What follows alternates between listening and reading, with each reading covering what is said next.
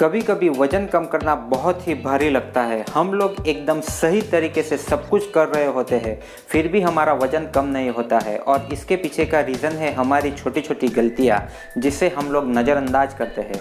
तो दोस्तों, आज मैं आप लोगों को ऐसी ही 8 गलतियों के बारे में बताने वाला हूँ, जिसकी वजह से आप लोगों का वेट लॉस नहीं हो रहा है। तो चलिए शुरू करते हैं। हेलो, मैं हूं समीर और आप देख रहे हैं हेल्थ लेसन।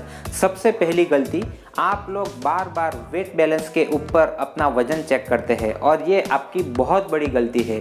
और ये गलती की वजह से आप लोग कई बार डीमोटिवेट भी हो जाते हैं, जिस वजह से आप लोगों को बार बार वेट स्केल पे अपना वेट चेक नहीं करना चाहिए। दूसरी गलती, आप लोग पूरे दिन में बहुत ही कम कैलोरी ले रहे होते हैं। देखिए दोस्तों, ये बात सही है कि वजन कम करने के लिए हम लोगों को हमारी जो डेली कैलोरी है उसको कम करना चाहिए, जिससे हम लोग ज़्यादा कैलोरी बर्न कर पाएंगे और हम वेट लॉस कर पाएंगे। लेकिन दोस्तों, इसकी भी एक लिमिट होती है और ये लिमिट हर व्यक्ति के लिए अलग अलग होती है। कहा जाता है कि आप लोग अगर हफ्ते में 3500 कैलोरी कम खाएंगे तो आप लोग आधा केजी वजन कम कर पाएंगे। फॉर एग्जाम्पल, आप लोगों की डेली कैलोरी इंटेक अगर 2500 है, यानी कि 2500 कैलोरी इंटेक है, तो हर रोज़ अगर आप 500 कैलोरी कम खाएंगे तो हफ्ते में 3500 कैलोरी कम हो जाएगी, जिसकी वजह से आप लोग आधा केजी तक अपना वजन कम कर पाएंगे। लेकिन जब आप लोग फास्ट वेट लॉस करने के लिए बहुत ही कम कैलोरी लेती है तो आपका मसल्स लॉस होता है, आपकी प्रोडक्टिविटी बहुत ही कम हो जाती है और आपका मेटाबॉलिज्म भी बहुत ही स्लो हो जाता है, जो आपकी हेल्थ के लिए अच्छा नहीं है। तीसरी गलती, बहुत ही ज़्यादा मात्रा में एक्सरसाइज करना।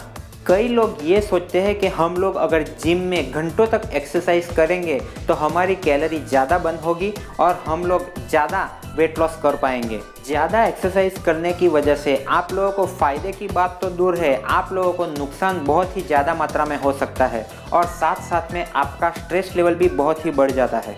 चौथी गलती, आप लोग वेट लॉस के दौरान वेट लिफ्टिंग नहीं करते हैं। अगर आप लोग वेट लॉस में बहुत ही अच्छा रिजल्ट पाना चाहते हैं तो वेट लिफ्टिंग करना बहुत ही ज़रूरी है। स्टडी के अनुसार वेट लिफ्टिंग एक बहुत ही इफ़ेक्टिव एक्सरसाइज है।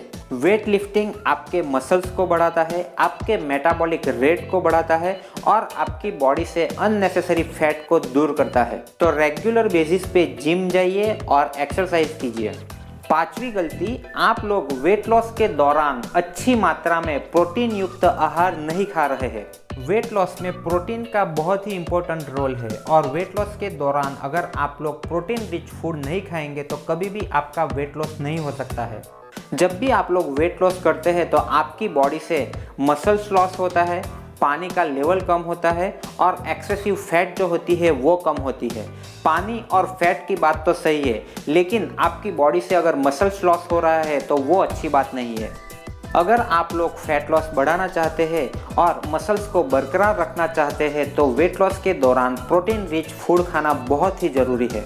जब आप लोग प्रोटीन रिच खाना खाते हैं तब आप लोगों को भूख कम लगती है, आप लोगों को फुलनेस फील करवाता है, जिसकी वजह से आप लोग लंबे समय तक कुछ खाना नहीं खाते हैं और आप लोगों का कैलोरी इंटेक कम होता है और कैलोरी कम लेने की वजह से आपका वेट लॉस होता है। इसलिए आप लोगों को protein rich food weight loss के दौरान अच्छी मात्रा में खाना चाहिए। For example, soybean, chicken breast, सब तरह के डेयरी प्रोडक्ट आप लोग खा सकते हैं। छठी गलती, नॉट गेटिंग इनफ फाइबर, यानी कि आप लोग खाने में फाइबर रिच फूड नहीं खा रहे हैं।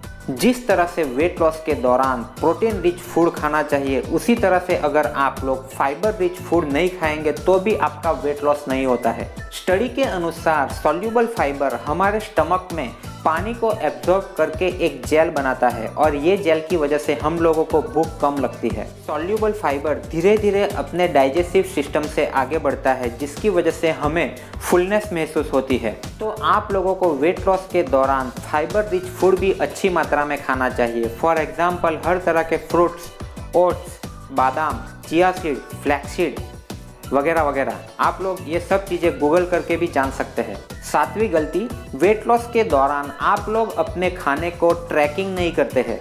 वेट लॉस के दौरान आप लोग जो भी खाना खा रहे हैं उसके न्यूट्रिशन के बारे में आपको पूरी जानकारी होनी चाहिए।